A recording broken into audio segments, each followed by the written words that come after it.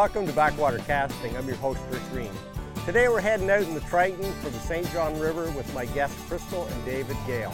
This is their first time fishing smallmouth bass, and these two are extremely competitive with each other and a lot of fun to fish with.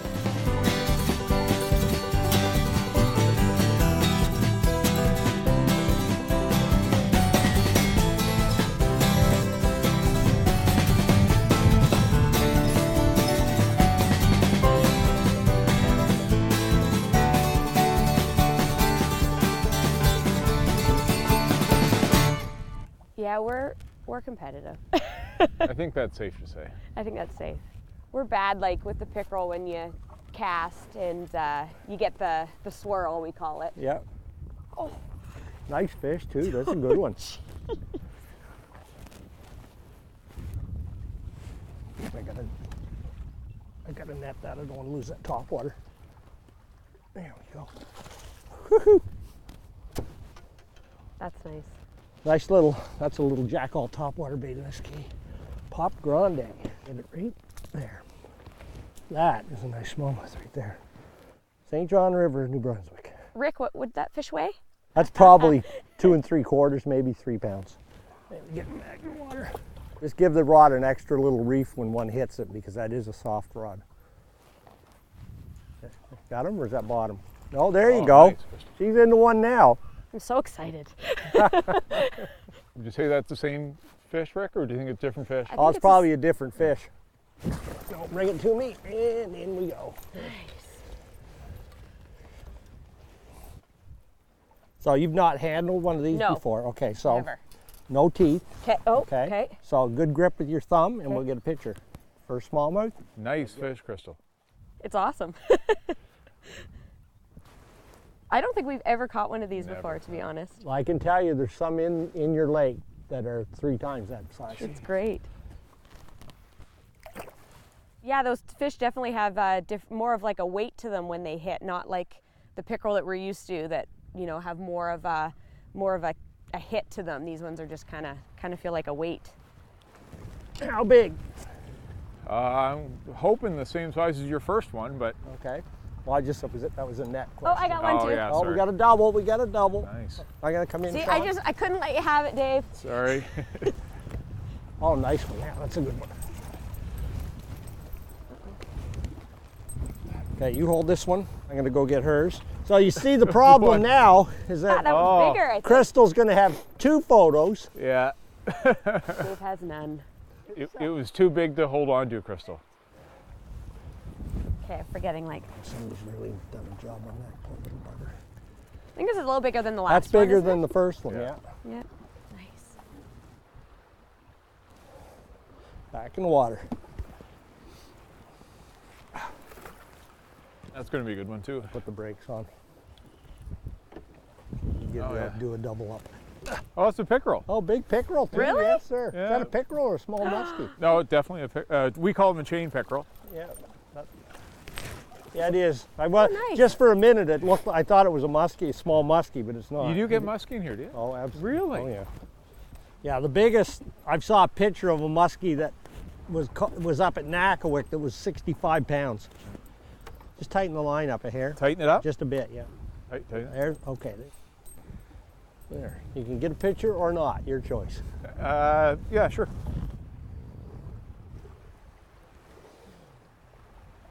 Is that good? Yep. I better do this with him too. I don't want to snap him off. Oh wow. That's a nice one.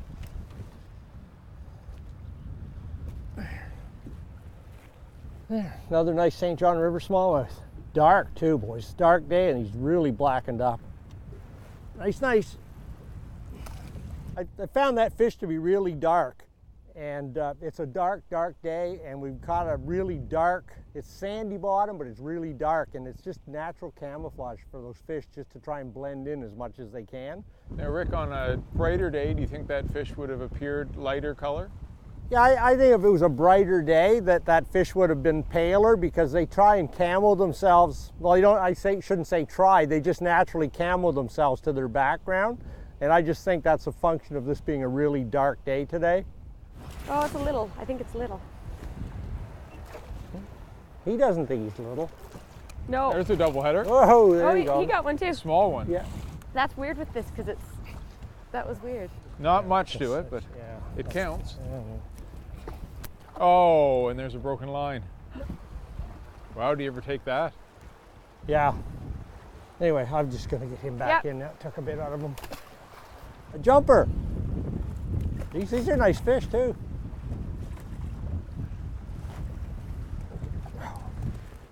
Wow. Come here, I should have netted them.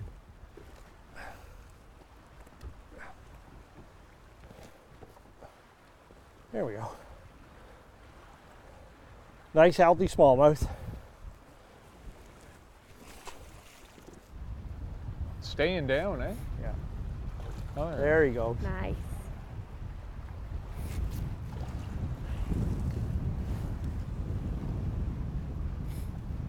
This is where the barbless hook is going to come in good. Oh, nice. There you go. Just ease it in. Do you want a net on it? Yeah, I probably should. Come behind you. Perfect, right in the corner. Yeah, that's where I was aiming for. Good job, Dave. Beautiful. I'm gonna pinch your barb off too.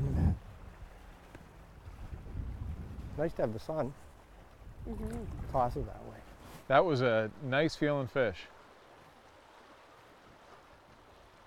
Nice to get one in the boat. That Yeah. looks like a fairly serious sized fish. No, let's see me. Oh, he went down. There he goes. Whoa, fouled the net. Boys, yeah, they're eating it. I actually could tell, like I watched the line a little bit and I saw it kind of going straight, like straightening out. Mm-hmm. That's cool. Do you want to take that? Got him? Yeah. Nice. I just noticed that one more this time. Like I was actually watching my line and saw it straighten out and felt a little bit of weight, where before it was kind of just there.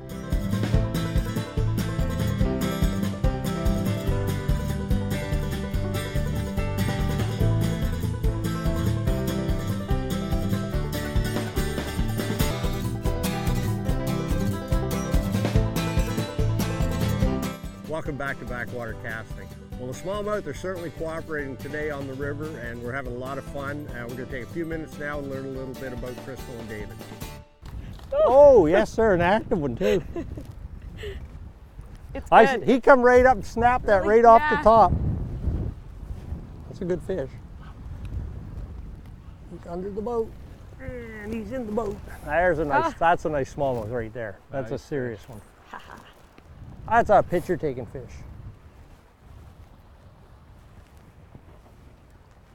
It is bigger, yeah. Did definitely, yeah. Got one. Go. You got one behind the boat too. This guy's not half the size of Crystal's, but God, no, it's not. Oh, I missed. Oh, they're still there. you got the line, but not the fish. There he is. Bigger than he looked. I thought he was smaller than that. It's more of a, it's a conservation style net. Oh, I had a sunfish. You had a Easier. sunfish? Yeah, I had one, yeah. That was weird. Well, Crystal, why don't you tell us a little bit about growing up out in British Columbia and your introduction to fishing?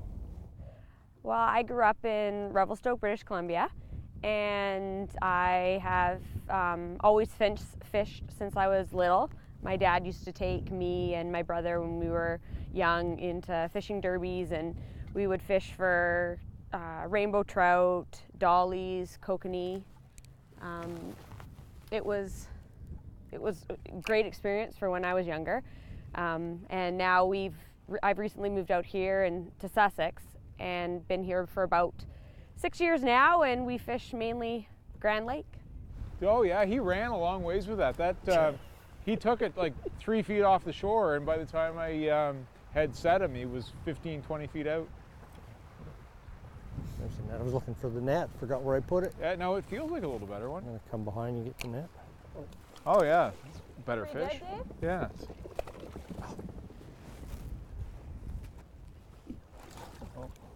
So as you Not turn quite the head, ready. there you go. No, he was going the wrong way for me to swing. He'd have got off.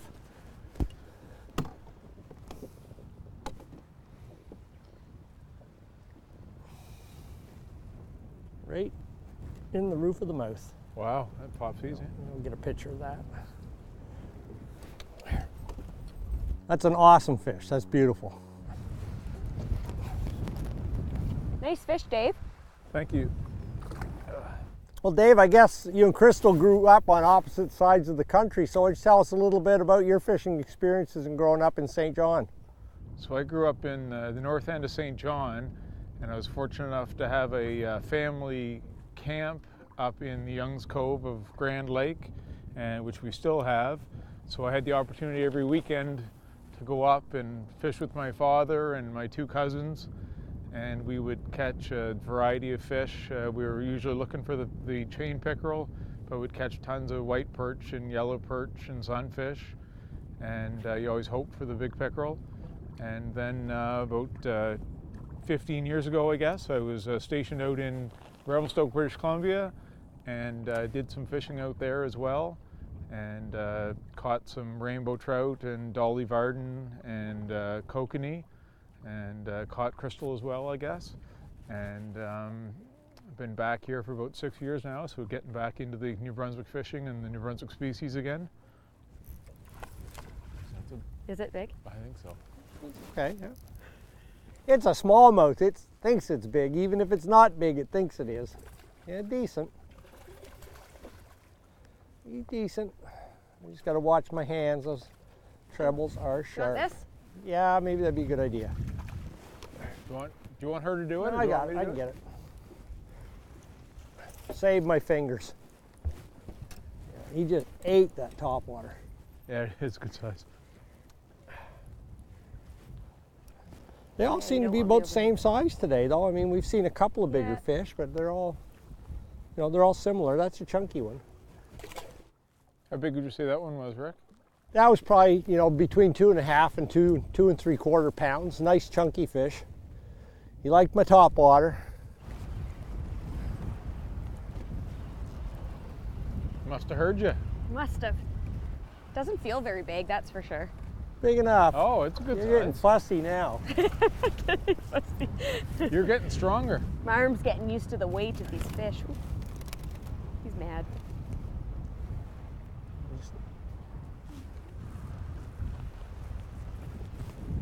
Drop the rod. It's okay. There you go.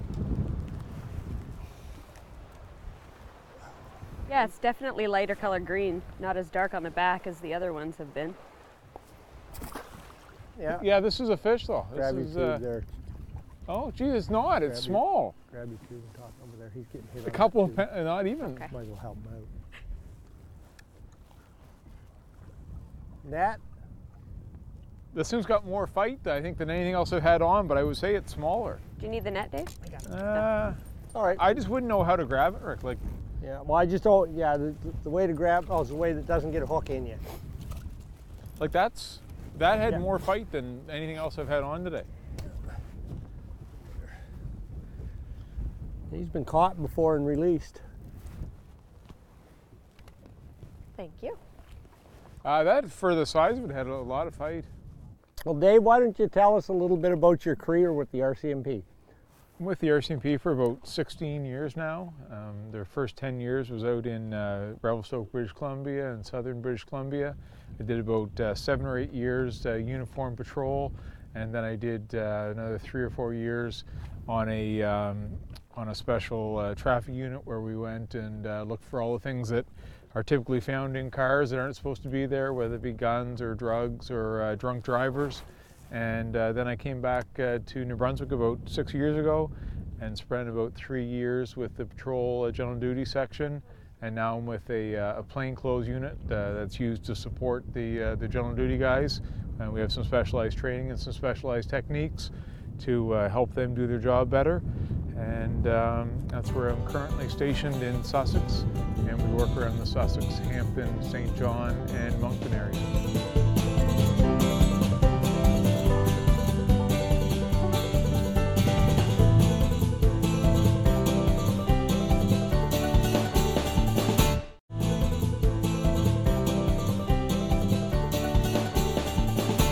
going to take a few minutes and chat about getting ready to go fishing, and then after a few minutes we'll talk a little bit about a couple of new techniques that you may not have run into. But first, I get tons of questions over what this is here in the back of the boat. So what that is a Minn Kota Talon, and it's a remote controlled power anchor.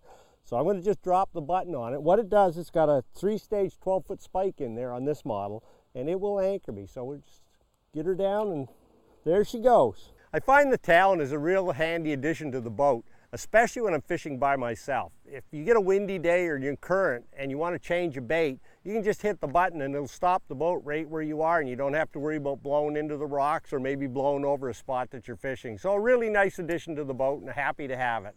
One of the first things I do to prepare for my next fishing trip actually happens at the end of the one I'm on right now. I come home. The first thing I do is I plug my onboard battery charger in to bring my batteries up to a charge. And I do that for 2 reasons. One of them being that I might forget during the week to plug it in if I'm going to go again and I could have bad batteries. And the other thing is because if you don't charge them right away, they will sulfate if they're left in a discharge state. So you end up shortening your battery life, which costs you more money in the long run. So it's just as easy. Plug them in when you get home, you won't forget, and you're ready to go next trip out. These are the mounting bolts for my outboard motor. They're here, they're underneath there. And I always do a walk around before I go fishing. And one morning, 2 of those 4 bolts were right out to the last thread on the nuts.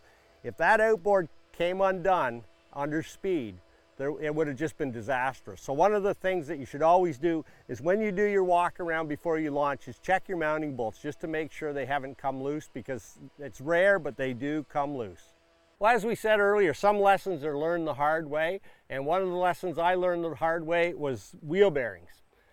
So I had 2 sets go out on me on a trip home from Florida, and we couldn't figure out why. And it turned out, as weird as it was, that the tires were overinflated, and it overheated the wheel bearings for some reason, and the dealership had never heard of it before. But the critical part of it was that I had a spare set of wheel bearings. And I actually had 3 sets. But anyway, always, always, always carry wheel bearings for your trailer, because if you get out on the road and you lose a wheel bearing and you don't have a set, it is almost impossible to find the size you need for your trailer right then and there. And who wants to leave their boat on the side of the road unattended while you go search for parts to fix it? So, and the other thing you can buy is a whole hub kit, which you can replace the whole hub on the bearing, which I also carry. Obviously I carry one of those too. So you can't be too prepared. And to go along with that is I've seen guys on the road with flat tires and no spare tire. And again, you have to leave your trailer and your boat on the side of the road, and it may not be there when you come back, or there may be a lot less things on it. So carry a spare tire, carry at least 1 set of spare bearings that fit your specific trailer, because they are not all the same. So anyway, that's a good tip. Might save you a lot of grief on the road, and they're not hard to change because I can do it. Well, continuing along with maintenance things for your boat, I always keep an emergency kit in my boat, because when you're on the water and something goes wrong, you can't just call somebody to come fix it. So what I do with mine, this is the top. I keep a spare trolling motor rope. I've got a multi-bit screwdriver. I got wire crimpers, wire cutters, electrical tape, cable ties, which you can use to fix all kinds of stuff, even your landing net. If your net gets torn, I've got a couple of light sticks, fuses for some of the components in my boat on the top. And in the bottom, I have a set of vice grips, which you can use for almost anything. I have an extra throw rope. I've got hand wipes. I've got a couple of pieces of wire that I can use if I have to patch, an emergency blanket in case I get stuck overnight, and of course a little bit of toilet paper for the emergencies on the water. So it doesn't hurt to be prepared, because when you're out there in the water, you have to deal with it on the spot, or it could end up you have to wait for a tow or try and get in on your own with a paddle. No fun. So it never hurts to be just like a Boy Scout and be prepared. The next thing you should have in your boat is a first aid kit, and it doesn't have to be fancy. I carry one with a couple of different sizes of Band-Aids in it, some gauze pads, antibiotic cream, some wipes, some rubber gloves, and some tweezers. If somebody gets cut, it would be nice to be able to bandage them up in the boat and try and keep the wound clean until you can get it properly looked after if it needs more attention. Sometimes if I'm on a trip, I'll take Imodium, aspirin, just a few pain relievers in there as well. The next thing you should have in your boat and use it is sunscreen. And what really sunk home for me was I was fishing with one of the Bassmaster guys maybe 15 years ago or 20 years ago in Florida. And he said it wasn't manly to use sunscreen until they started getting skin cancer. And all of a sudden it became in vogue for all the guys down south to wear sunscreen. And I've mentioned it before, but the #1 spot that gets missed and it gets a lot of sun is right here behind your ear. So when you put this stuff on, make sure you cover yourself up with it and get in behind your ears, because a lot of the time that sun's beating down on the back of your head and your neck. Might save your life.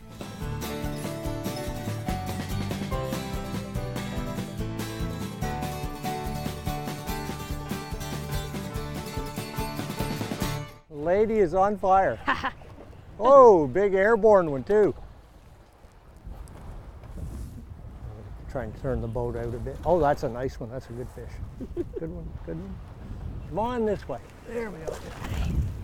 Nice, nice, nice. Oh, bait's out too. Oh, is it? Yep, look at that. Go get them, Dave. There's still 2 left. Dave. There's 2 left. I'll settle for one of them. That was a good one. Yeah, he went airborne. Yeah. Yeah, it was airborne. Yeah.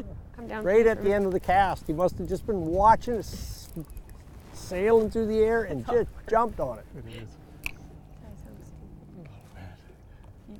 Mr. Smallmouth. Oh, he's pretty little. Oh, Yeah. wow. Oh, then she's going to start on me now. Yeah, oh, I'm telling you, Oh, no no, one's boy. safe. No, It's it going to wasn't. be brutal Oh, in the no, boat. he's not. It's funny, he looks smaller in the water. Yeah, he actually is pretty small. He's right in there with the smaller ones today. Chunky. Chunky. Chunky. That's got to be one of the closest ones we've ever caught, Yeah, that's size-wise. one of the larger ones for sure. That hit a tube? Yeah. Yeah, that's unusual Just too for swallowed a it too. perch. I'm guessing it's a... Got a mean Back. old smallmouth. Yeah. Mean old smallmouth bass.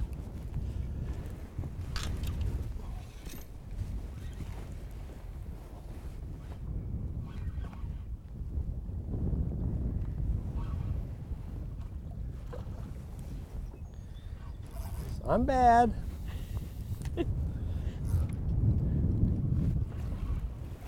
Oh, jumper. Can't see him. There he is. God, they all seem kind of close, eh? Yeah, That they seems do. a little That's it. small, but- It's the same. They usually travel by year class. So I mean, if these, Oh, sorry. you know, if they hatched out together 10 or 12 years ago, and they Sorry, just Dave. stay together, cut them. There you Yeah. go. Yeah. So it's not unusual to find the same year class all together. Yeah. The boat is going to spin. We are going around. Good day.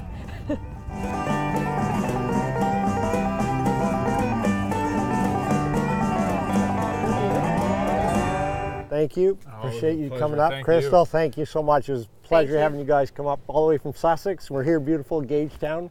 Had nice fish on the river today, even though we didn't get a lot of sun. We caught some nice fish, and first bass for you both, I think, wasn't it? Absolutely, So it's yeah. awesome. Definitely. So I mean, can't ask for any more than the first time for something. It's good. No, absolutely. Exactly. Thank you very much. It was a great experience, and we had a lot of fun. And Yeah, I enjoyed it. It's always fun going fishing.